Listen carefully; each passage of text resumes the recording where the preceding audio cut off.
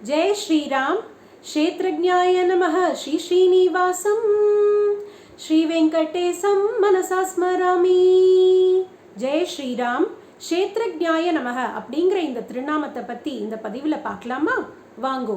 அப்படின்னா என்ன அர்த்தம்னா, பெருமாளுக்கு தெரியும் தன் பக்தர்களுக்கு என்ன தேவைன்னு அப்படின்னு நம்ம எல்லாருக்குமே தெரியும். அப்பேற்பட்ட பக்தர்களுக்கு எந்த இடத்துல எதை கொடுத்தா சந்தோஷப்படுவான் அப்படிங்கிறதும் அவருக்கு தெரியும் இல்லையா?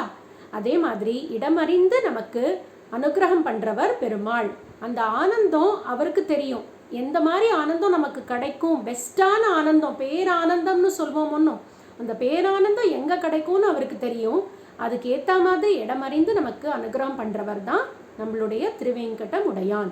அப்பேற்பட்ட திருநாமத்தை நம்ம எல்லாரும் ஸ்மரிச்சுண்டு நம்ம கடமைகளை பண்ணிட்டு வந்தோம்னா கண்டிப்பாக இடமறிந்து நமக்கு தேவையான விஷயங்களுக்கு, முக்கியமாக நமக்கு ஆனந்தம் தரக்கூடிய விஷயங்களை அவர் அனுகிரகம் பண்ணுவார் அப்படிங்கிறது உண்மையான ஒரு வாக்கியம். ஜெய் ஸ்ரீராம்.